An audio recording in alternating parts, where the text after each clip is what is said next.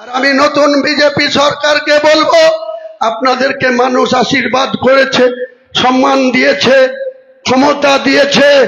আপনারা মুর্শিদাবাদে কোন রকম কোন ঝামেলা করতে, আপনাদের যারা নবনির্বাচিত বিধায়ক 8 জন তাদেরকেও নিষেধ করবেন। আর আপনাদের যারা কিছু লাঠিয়াল বাহিনী আছে তাদেরকেও সংযত করবেন। আমি আগেও বলেছি, আবার বলছি, আমরা কাউকে আগে থেকে কারো সম্পদ দখল করতে যাব না, আগে থেকে কারো গায়ে হাত উঠাবো না। কিন্তু মুর্শিদাবাদের মতো জেলায় কোন মসজিদ আক্রান্ত হলে, কোন মুসলমান আক্রান্ত হলে হুমায়ুন কবির সিংহের মতো গর্জে উঠবে। হুমায়ুন কবির লাখো লাখো লোক নিয়ে রাস্তায় নামবে। কোনো বাধা মানব না, কোন সরকারের প্রশাসনকে মানব না। যেদিন হুমায়ুন কবিরের মাথা গরম হবে, কোন প্রশাসন সেদিন হুমায়ুন কবিরকে রুখতে পারবে না। আমি এরপরে লোকাল কয়েকটা কথা বলে আমার বক্তব্য শেষ করব। আগামী ব্লক সভাপতি আমার প্রিয় পাত্র, একদম ছোট ভাইয়ের মতো, ভাই সাইফুল ইসলাম মদন, আমাদের এপারের আনিসুর থেকে শুরু করে, জামিনিদা থেকে শুরু করে, আমিন থেকে শুরু করে, মুকাদ্দেস থেকে শুরু করে, ডাক্তার আরিফ বিল্লাহ থেকে শুরু করে, আমার ইলেকশন এজেন্ট নওদার, এছাড়াও আমাদের যুব সভাপতি নওদা এবং মঞ্চে বহু নেতৃত্ব আছে। সকলকেই আমি নাম করতে পারছি না, কেউ কিছু মনে করবেন না। সকলকেই আমার শ্রেণী মতো সালাম জানাই, আদাব জানাই, শ্রদ্ধা জানাই, ভালোবাসা জানাই। আর তার থেকেও বড় কথা, মঞ্চে যেটা কানাই কানাই ভর্তি হয়ে গেছে, এরাই আমাদের আসল শক্তি, আসল সম্পদ।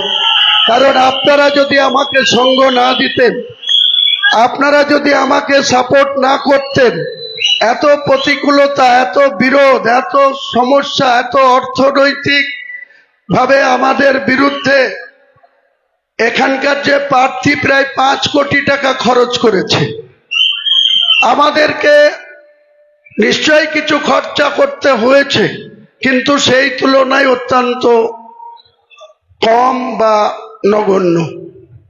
তো মানুষের ভালোবাসা,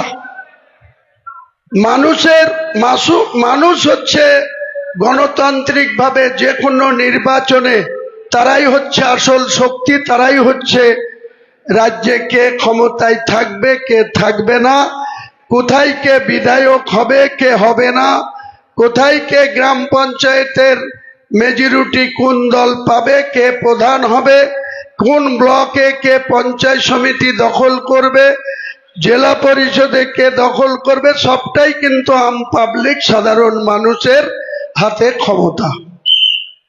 কিন্তু আমরা দুঃখের সঙ্গে বলছি, আজকে যে দলটা প্রাক্তন হয়ে গেল, যে মুখ্যমন্ত্রী 1984 সালে মাত্র 32 বছর বয়সে একজন প্রখ্যাত আইনজীবী, ব্যারিস্টার, সিপিএম এর জবরদস্ত সাংসদ সোমনাথ চট্টোপাধ্যায়কে হারিয়ে দিয়েছিল। সেই হারানোটা মমতা বন্দ্যোপাধ্যায়ের পক্ষে সম্ভব হয়েছিল একটাই কারণে, তখন তার 5-7 বছর আগে 1977 সালে বাংলার আরেকজন বিখ্যাত আইনজীবী, লন্ডনে পড়াশোনা করা প্রাক্তন মুখ্যমন্ত্রী সিদ্ধার্থ শঙ্কর রায়, তিনি এবং তেনার স্ত্রী মায়া রায়, তিনিও ব্যারিস্টার ছিলেন। সিদ্ধার্থ শঙ্কর রায়ও ব্যারিস্টার ছিলেন। 1972 থেকে 77 সাল সিদ্ধার্থ শঙ্কর রায় বাংলার মুখ্যমন্ত্রী ছিলেন। একটা ন্যাশনাল দল, আমাদের ভাবতে খারাপ লাগে যে এই পশ্চিম বাংলায় অনেক উত্থান পতনের মধ্যে প্রথমে 30 বছর কংগ্রেস দল বাংলার শাসন করেছিল। সেই অতুল্য ঘোষ থেকে শুরু করে, অজয় মুখার্জি থেকে শুরু করে, ডাক্তার বিধান রায়ের 14 বছরের মুখ্যমন্ত্রিত্বর আমল এবং লাস্ট 5 বছর সিদ্ধার্থ শঙ্কর রায়ের জামানা। এই বাংলার মানুষ সেদিন সিদ্ধার্থ শঙ্কর রায়কে ভুল বুঝেছিল, কংগ্রেস নেতৃত্বকে ভুল বুঝেছিল। তাই তৎকালীন প্রধানমন্ত্রী ইন্দিরা গান্ধীকে 1977 সালে ভারতবর্ষের প্রধানমন্ত্রী থেকে বাংলার মানুষ না, গোটা ভারতবর্ষের মানুষ সেদিন ইন্দিরা গান্ধীকেও হারিয়ে দিয়েছিল। 1977 সাল ইন্দিরা গান্ধী যখন হাঁটছে, পাশাপাশি বাংলার মুখ্যমন্ত্রী দক্ষ প্রশাসক হিসাবে ছিল সিদ্ধার্থ শঙ্করের নাম। আজও বাংলার মুখ্যমন্ত্রীদের যে তালিকা, সেই তালিকা যদি পর্যালোচনা করা হয় তাহলে সিদ্ধার্থ শঙ্কর রায় দক্ষ একজন প্রশাসক ছিলেন। তাকেও কিন্তু 72 সাল থেকে 77 সালে বামফ্রন্টের কাছে মার্ক্সবাদী কমিউনিস্ট পার্টির সরোজ মুখার্জি, প্রমোদ দাশগুপ্ত তাদের নেতৃত্বে, কমরেড জ্যোতি বসুদের নেতৃত্বে 1977 সালে বাংলার মানুষ ওই 5 বছর না 30 বছরের কংগ্রেস জামানা থেকে তাদেরও বিদায় করে দিয়েছিল। একদিকে ইন্দিরা গান্ধীকে হারিয়ে দিয়েছিল ভারতবর্ষের মানুষ, অন্যদিকে বাংলার মানুষ সিদ্ধার্থ শঙ্কর রায়কে হারিয়ে দিয়েছিল। তারপরে আপনারা দেখেছেন 23.5 বছরের কমরেড জ্যোতিবাবু বাংলার মুখ্যমন্ত্রী, 11 বছর প্রয়াত বুদ্ধদেব বাবুও মুখ্যমন্ত্রী। আমরা সারা জীবন মার্ক্সবাদী কমিউনিস্ট পার্টির বিরুদ্ধে রাজনীতি করেছি, জ্যোতিবাবুর বিরুদ্ধচারণ করেছি, বুদ্ধবাবুদের প্রশাসনের বিরুদ্ধচারণ করেছি। রাজনীতি করতে গিয়ে 27টা ক্রিমিনাল কেস খেয়েছি, কোন সময় 81 দিন বহরমপুর জেল খেটেছি, কখনো 1 মাস 1.5 মাস পুলিশের ভয়ে এই জেলা ছেড়ে কলকাতায় গিয়ে আত্মগোপন করে থাকতে হয়েছে। তবুও কিন্তু তাদের সঙ্গে কোনো কম্প্রোমাইজ করিনি, আপোষ করিনি, কোনো কিছুর বিনিময়ে তাদের সঙ্গে আপোষ করিনি।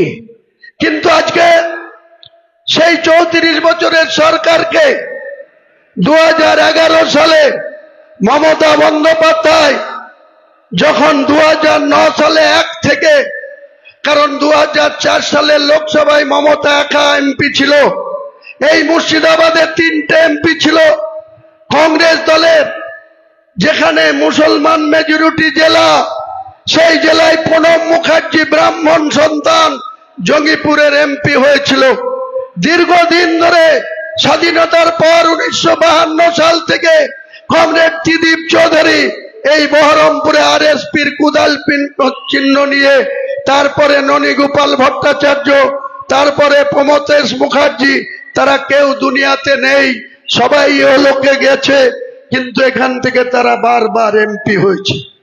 যখন কোন সনাতনী ধর্মাবলম্বী মানুষকে মুর্শিদাবাদের মুসলমানরা ভোট দিয়ে নির্বাচিত করে, তখন মুসলমানরা সাম্প্রদায়িক হয় না, তখন সনাতনী মানুষের কাছে তারা খুব ভালো। আর যখন কোনো মুসলমান তার জাতির পক্ষ থেকে জাতির কোনো মানুষকে ভোট দিয়ে নির্বাচিত করেন, তখন এক শ্রেণীর সনাতনী ধর্মাবলম্বী মানুষের গা জ্বলে। তারা মনে করে ভারতবর্ষের সংবিধানটা শুধু হিন্দুদের জন্যই, মুসলমানদের কোনো অধিকার নেই। কিন্তু যখন স্বাধীনতা লাভ করেছিল, দিল্লির ইন্ডিয়া গেটে গিয়ে পড়ে দেখুন, যদি 70 জন সনাতনী ধর্ম বা অমুসলিমদের নাম থাকে, 30% মুসলিমদেরও নাম সেখানে ইন্ডিয়া গেটে লেখা আছে। তাহলে সংবিধান কিন্তু সম অধিকার দিয়েছে, সে হিন্দু হোক, মুসলিম হোক, শিডিউল কাস্ট হোক, শিডিউল টাইপ হোক, সে যে কোনো জাতিতে বিলং করুক, যে কোনো ধর্মতে তিনি পালন করুক, তার কিন্তু সংবিধানে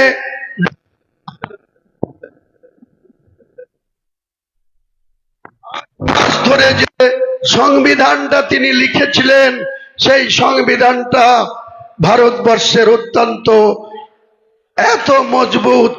এই জায়গাতে বর্তমান শাসক বিজেপি সহ, বিগত দিনে কংগ্রেস সহ বিশ্বনাথ প্রতাপ সিং থেকে শুরু করে আরো কয়েকজন, কেউ 13 মাসের, কেউ 15 মাসের, কেউ 7 মাসের চন্দ্রশেখররা ভারতবর্ষের প্রধানমন্ত্রী হয়েছে, কিন্তু এই সংবিধানকে কেউ পরিবর্তন করতে পারেনি, এই সংবিধানকে কেউ চ্যালেঞ্জ করতে পারেনি।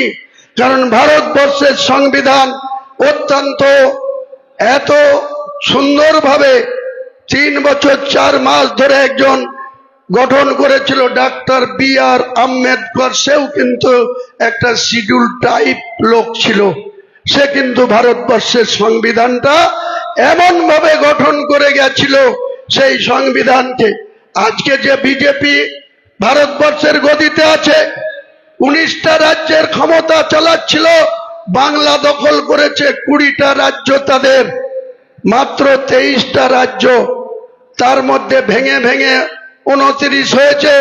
29টা রাজ্যের মধ্যে আজকে পশ্চিম বাংলা দখল হওয়ার পর দেখা যাচ্ছে যে বাংলার ক্ষমতা সহ প্রায় ভারতবর্ষের 3 বারের প্রধানমন্ত্রী নরেন্দ্র মোদী, এর আগে তিনি গুজরাটের মুখ্যমন্ত্রী ছিলেন 2001 সাল থেকে 2014 সাল। 2001 সাল থেকে এখন অবধি গুজরাটে কিন্তু বিজেপি সরকার চলছে, সেখানে কিন্তু 19% মুসলমানের বাস, 18% মুসলমান বিজেপির রাজত্বে চাকরি করছে। এখানে 37% মুসলমানের বাস এই বাংলায়। সেই বাংলাতে কংগ্রেসের সিদ্ধার্থ শঙ্কর রায়ের জামানা চলে যাওয়ার পর সেই সময় বরকত গনি খান চৌধুরী, সত্তার সাহেব থেকে শুরু করে স্বরাষ্ট্রমন্ত্রী ছিলেন, মুরাডোয় থেকে জিতে ডক্টর মোতাহার হোসেন, কলকাতা থেকে জিতে আব্দুর রব আনসারী, 16 জন মুসলিম মন্ত্রী ছিল 1972 সাল থেকে 1977 সাল। আর যে মুসলিমদের কাঁধে ভর দিয়ে 2011 সালে কংগ্রেসকে সঙ্গে নিয়ে যে মমতা ব্যানার্জি 34.5 বছরের সরকারটাকে এখান থেকে সরিয়ে দিল, সেই মুখ্যমন্ত্রীরা 34 বছরে মুসলমানদেরকে শুধু ইউজ অ্যান্ড থ্রু করেছিল, শুধু মুসলমানদেরকে ব্যবহার করেছিল, মুসলমানদের মধ্যে গ্রামে গ্রামে থানায় থানায় বুথে বুথে বোম বাঁধা শিখিয়েছিল, লড়াই করতে শিখেছিল, মুসলমানদের মধ্যে হানাহানি মারামারি কাটাকাটি, কোর্টে যাও মার করো আর ভয়ে আমাদেরকে ভোট দাও, এই ছিল বামপন্থীদের নীতি আদর্শ কর্মসূচি। একই পন্থা অবলম্বন করল মমতা ব্যানার্জি। আজকে তিনি সনাতনী ধর্ম অবলম্বনে একজন ব্রাহ্মণের কন্যা, তিনাকে যখন বাংলার মানুষ প্রায় 100 জন মুসলমানের মধ্যে 85 জন মুসলমান এই তৃণমূলকে ভোট দিয়ে 2011 সালে 229টা সিটে লড়াই করেছিল, কংগ্রেসকে মাত্র 65টা আসন দিয়েছিল। সেই সময় যখন কংগ্রেস 65তে লড়ে 42 জিতলাম আমরা, এই রেজিনগরে আমি এমএলএ হয়েছিলাম।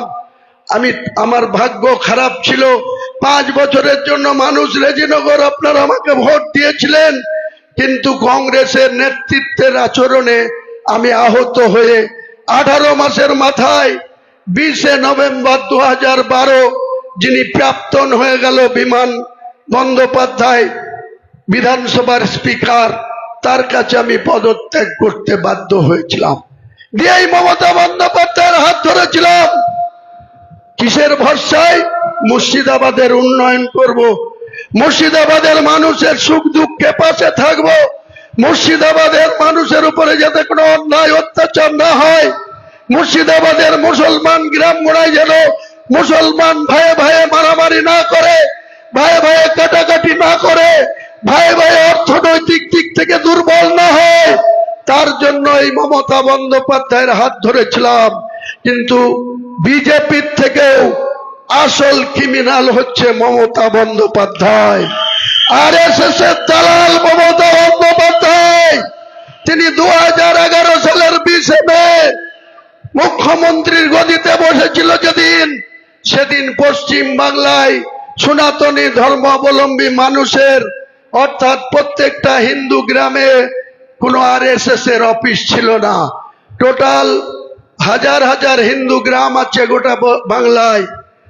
70% উপর বাংলায় হিন্দু বসবাস করে। সেই সনাতনী ধর্মাবলম্বী মানুষের 20 মে 2011 মুখ্যমন্ত্রী মমতা ব্যানার্জির শপথ নেওয়ার আগে পর্যন্ত 13 মে 2011 ঐতিহাসিক বুদ্ধদেব ভট্টাচার্য সহ তার মন্ত্রিসভার প্রায় 27 জন মন্ত্রী পরাজিত হয়েছিল। সেদিন মমতা বন্দ্যোপাধ্যায় গদি পেয়েছিল। সেদিন গোটা পশ্চিম বাংলায় RSS এর শাখা অফিস ছিল মাত্র 558, মাত্র 558। আর এই RSS এর দালাল মমতা ব্যানার্জির সহায়তায়, তার পুলিশ প্রশাসনের বদান্যতায়, তার নেতৃত্বে আজকে গোটা পশ্চিম বাংলায় RSS এর শাখা অফিস হচ্ছে 12,500। এই 12,500 RSS এর কর্মীরা পিছন থেকে লড়াই চালাচ্ছিল। কখনো মোহন ভাগবত, ভারতবর্ষের RSS এর যিনি সর্বময় কর্তা, মহারাষ্ট্রের পুনেতে যার বাড়ি, তিনি এই মমতা ব্যানার্জির সরকারের আমলে নির্বিচারে 15 দিন পশ্চিম বাংলায় 2025 সালে 15 দিন রাত্রি যাপন করেছে আর পিছন থেকে অপারেশন করেছে। মমতা বন্দ্যোপাধ্যায় বামফ্রন্টকে হারাতে গিয়ে 2011 সালে কংগ্রেসকে সঙ্গে নিয়েছিল, পাশাপাশি এই RSS এর একটা অংশের সহযোগিতা তিনি নিয়েছিল। 2009 সালে 1 থেকে 19টা সাংসদ হওয়ার পর যে 1.5 বছর সময় ছিল, যে প্রায় 2.5 বছর সময় ছিল, প্রতিদিন কলকাতার রাজপথে বুদ্ধিজীবীদের নামে RSS কে, সমস্ত বামপন্থী বিরোধী লোককে নামিয়ে দিয়ে প্রতিদিন সভা সমিতি, পদযাত্রা এসব করে করে লাস্টে তিনি সার্থকতা লাভ পেলেন। কংগ্রেসকে 65টা সিটে লড়ার সুযোগ দিয়ে তারা 42টা পেল, পার্সেন্টেজ দেখুন। আর উনি 229টা সিটে লড়ে উনি কিন্তু 182টা পেয়েছিল। সেই কংগ্রেসের সঙ্গেও দুর্ব্যবহার করেছিল।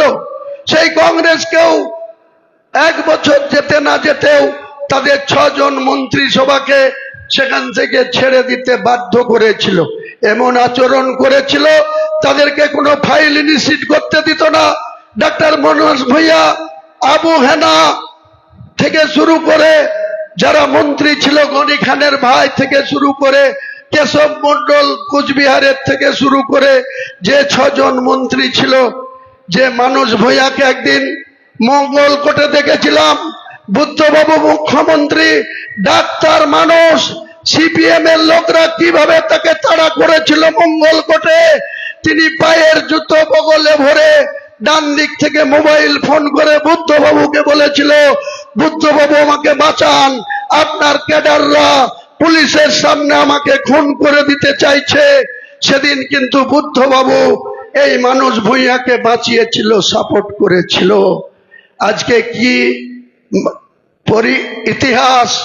আজকে মমতা বন্দ্যোপাধ্যায় সহ বিরোধী দলনেতা যে নিজেই যাকে হৃষ্টপিষ্ট করেছিল শুভেন্দু অধিকারীকে 2021 সালে নন্দীগ্রামে, তার কাছে 1956 ভোটে হারতে হয়েছিল। এত রবরবা, এত ঔদ্ধত্য, তার ভাইপুর সঙ্গে কথা বলা, টাকা ছাড়া কথা বলা যায় না, ফোনে মেসেজ দিলে তার কোনো উত্তর পাওয়া যায় না। আমি হুমায়ুন কবির বারবার মমতা ব্যানার্জির কাছে প্রতিবাদ করেছিলাম যে আমরা দল করতে এসছি, আপনার ভাইপুর গোলামি করতে আসিনি। আপনার ভাইপুকে সামলান, আপনার ভাইপুকে তুলাবাজি করা থেকে বিরত রাখুন, আপনি নিজে ক্ষমতা রাখুন, আপনি আপনি পুলিশ মন্ত্রী, একটা আইসির পোস্টিং দিতে গেলে আপনার ভাইপুকে 70 লাখ থেকে 1.5 কোটি গুনতে হয়। একটা জেলার এসপি কে পোস্টিং দিতে হলে আপনি পুলিশ মন্ত্রী, আপনার ভাইপো আগে 2 কোটি টাকা নেয়, তারপরে তার এসপির পোস্টিং হয়। এটা সাধারণ মানুষের উপরে জুলুম। একটা সাধারণ মানুষ এক লরি বালি কিনতে গেলে এধারে বলছে লক্ষ্মীর ভান্ডার দিচ্ছি, 1000 টাকা ভাতা দিচ্ছি, ইমামদের 3000 টাকা ভাতা দিচ্ছি, কিন্তু ঘুরিয়ে দেখতে গেলে মমতা বন্দ্যোপাধ্যায় একমাত্র দুর্নীতিগ্রস্ত নেত্রী। তিনি বাংলার সততার প্রতীক হিসেবে বাংলার মানুষের কাছে 2011 সালে যে গ্রহণযোগ্যতা ছিল, তার নিজের পাপের প্রায়শ্চিত্ত গত 4 তারিখে 15 বিধায়ক ইন্দ্রনীল সেন যেখানে যেত হেলিকপ্টার, মুর্শিদাবাদে আমাদের কিছু দায়িত্ব দিন, মন্ত্রী না করুন, কিছু ক্ষমতা দিন, কোন দপ্তরের চেয়ারম্যান করে দিন, ফান্ড দিন। আমরা মুর্শিদাবাদের মানুষ আপনাকে ভোট দিয়েছে। 2021 সালের আগে আপনার 4টে আসন ছিল, 2011-তে যেদিন আপনি ক্ষমতায় আসেন সেদিন একটা আসন ছিল সাগরদিঘি। কংগ্রেস ছিলাম আমরা 14টা, বামফ্রন্ট ছিল 7টা। আমরা আপনার দলে আবার আসার পরে আমরা আপনাকে 20টা আসন পাই দিয়েছি। মুর্শিদাবাদের মানুষকে এইভাবে অসম্মান করবেন না, মুর্শিদাবাদের মানুষের উন্নয়ন করুন। কিন্তু এই তোলাবাজ ভাইপো, চোর ভাইপো সেদিনকে সম্পূর্ণ পিসির ক্ষমতার অপব্যবহার করে বাংলার মানুষের সাথে চুরি করেছে, ডাকাতি করেছে, তোলাবাজি করেছে। কদিন আগে বক্তৃতা করছিল, এই শক্তিপুরে প্রথম সংঘ মাঠে এসে বক্তৃতা করে বলছিল, 17 এপ্রিল বোধহয় বক্তৃতা করে কি বলছিল, যে অমিত শাহকে যে পুলিশ সিকিউরিটি দেয়, সেই পুলিশ কি করে হুমায়ুন কবিরকে সিকিউরিটি দেয়, কি করে নওশাদকে সিকিউরিটি দেয়। তুমি কে হরিদাস পাল? তুমি বলছো যে সেন্ট্রাল গভর্নমেন্টের সিকিউরিটি ছেড়ে দিক, আমি সিকিউরিটি দেব। ওহে অভিষেক, আজ তোমার কি পরিণতি হয়েছে? তোমার 100 জন পুলিশ নিয়ে রাত্রিবাস করতা কালীঘাটের বাড়িতে, কালকে সন্ধ্যা 6:30টার মধ্যে তোমার কাছে মাত্র 2টো পুলিশ আছে, সব সরিয়ে দিয়েছে। সরকারে নাই আসতে, শুভেন্দুরা মুখ্যমন্ত্রী নাই হতে, গতকাল সন্ধ্যায় তোমার সমস্ত সিকিউরিটি সরিয়ে দিয়েছে। তোমার ডান হাত তুলাবাজের আর একজন কুখ্যাত লোক ফলতার জাহাঙ্গীর, তারও 18 জন সিকিউরিটি ছিল, পরশুদিনই সব চারটি গুটিয়ে দিয়েছে। মমতা বন্দ্যোপাধ্যায়, আপনারও Z+ সিকিউরিটি ছিল। আজকে ভারতবর্ষের স্বরাষ্ট্র দপ্তর কালকে বলে দিয়েছে আপনার আর কোনো সিকিউরিটির দরকার নাই, মাত্র 4 জন কনস্টেবল আর 1 জন সাব ইন্সপেক্টর রেখে সমস্ত সিকিউরিটি তুলে দিয়েছে। হুমায়ুন কবিরকে সিকিউরিটি দিয়েছে কলকাতার হাইকোর্টের জাজ সাহেব ম্যাডাম ডক্টর সুব্রা ঘোষ, আর স্বরাষ্ট্র মন্ত্রক সেটাকে ইমপ্লিমেন্ট করেছে। তোমার ক্ষমতা থাকে তো তুমি আমার সিকিউরিটি তুলে দেখাও। চ্যালেঞ্জ থাকলো, চ্যালেঞ্জ থাকলো। মমতা ব্যানার্জি, নিজে যে পাপ করেছো তার জন্য প্রায়শ্চিত্ত তোমাকে করতে হতোই। এবারের বিধানসভা নির্বাচনে মমতা বন্দ্যোপাধ্যায় পাপের প্রায়শ্চিত্ত পূর্ণ হয়েছে। তাই আগামী দিনে তৃণমূল দলটা, বিজেপি যদি গত 2 দিন আগে থেকে রেজাল্টের পরের দিন থেকেই যদি মনে করত তৃণমূলটা ভেঙে দেব, তৃণমূলটা যত এমএলএ জিতেছে তার অর্ধেক আমরা দলে নিয়ে নেব, বা যে সমস্ত এখানে যে বীর বাহাদুর, যে তুলাবাজ এখানে কলকাতায় গিয়ে বিজেপির নেতার সাথে যোগাযোগ করছে, অত সস্তা না। হুমায়ুন কবির থাকতে তোমাকে বিজেপি কোনো মতেই জায়গা দেবে না। তুমি বিজেপির হাত ধরেও বাঁচতে পারবা না। তোমাকে আমি ভালোভাবে বলছি, যদি রেজিনগরে ভালোভাবে জয়নগরে বাঁচতে চাও, আমাদের কোন লোককে তোমার গায়ে হাত দিতে, হ্যালো, কাউকে হাত দিতে দেব না, কিন্তু তোমার একটা একটা করে ডানা ছাঁটবো। সেটা কি? তুমি লটারি বিক্রেতাদের সাথে টাকা নাও, তুমি মাটি কাটার ট্র্যাক্টরওয়ালাদের সাথে মান্থলি নাও পুলিশের নাম করে। তোমার কিছু চ্যাংম্যাং আছে, তারা খৈতান এগ্রো কোম্পানির কয়েকশো বিঘি জমি দখল করে খাচ্ছে। আমি এই রেজিনগরের বিধানসভার সদস্য হিসাবে উপস্থিত সকলের কাছে করজোড়ে ক্ষমা চেয়ে নিয়ে একটা আবেদন করব, সেটা হচ্ছে আমি আজকের 7 তারিখ, কালকে আমাকে কলকাতা যেতে হবে। পরশুদিন 4টের সময় বাংলার সরকার শপথ নেওয়ার কথা ছিল, কিন্তু প্রধানমন্ত্রী সময় কম, তাকে যেতে হবে আসামে। তাই সকাল 10টায় ব্রিগেডে যে রাজ্য সরকারের পক্ষ থেকে, গভর্নরের পক্ষ থেকে এত নির্লজ্জ মমতা, যে নিজের যে দায়িত্ববোধ, হেরে যাওয়ার পরে যে পদত্যাগ করা, সেটাও করতে চায়নি, বলছে আমাকে জোর করে হারানো হয়েছে। আরে তোমাকে যদি জোর করে হারানো হয়, তুমি তো মুখ্যমন্ত্রীর চেয়ারে ছিলা, কেয়ারটেকার মুখ্যমন্ত্রী ছিলা, কি করে সেটা সম্ভব? আর বিজেপি যদি এত ক্ষমতাবান, রেজিনগরে কেন হুমায়ুন কবিরকে হারাতে পারলো না? নওদাতে কেন হারাতে পারলো না? নওদার মানুষ আমাকে সঙ্গ দিয়েছে, রেজিনগরের বিধানসভার মানুষ তারা আমাকে সঙ্গ দিয়েছে, সাপোর্ট করেছে, তাই হুমায়ুন কবির 60,000 ভোটে নির্বাচিত হয়েছে, ওখানে প্রায় 28,000 ভোটে নির্বাচিত হয়েছে।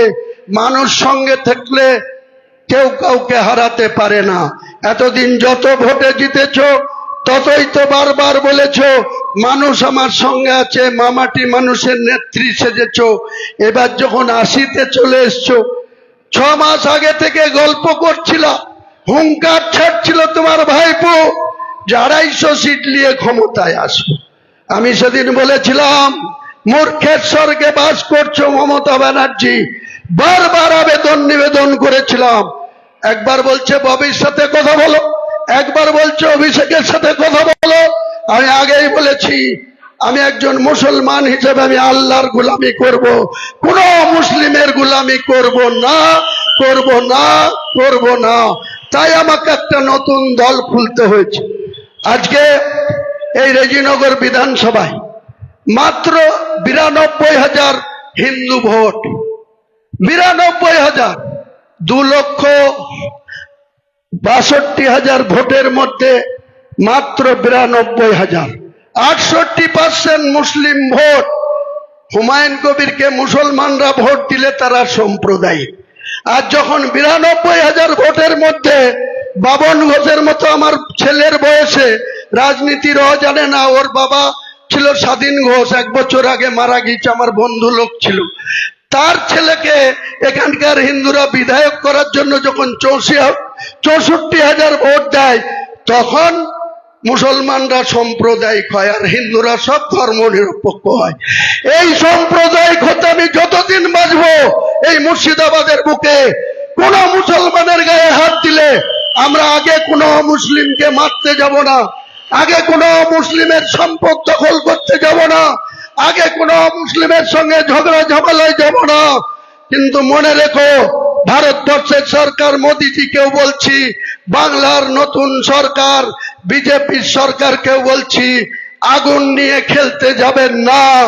মুর্শিদাবাদে হুমায়ুন কবির যতক্ষণ বেঁচে আছে বাবরি মসজিদ হবে, এবং যতক্ষণ বেঁচে আছে আগামী পঞ্চায়েত নির্বাচন সিংহভাগ পঞ্চায়েত আম জনতা উন্নয়ন পার্টি দখলে আসবে, এবং 2029-এর লোকসভায় বহরমপুর সহ 3টে লোকসভায় আম জনতা উন্নয়ন পার্টি দখল করবে।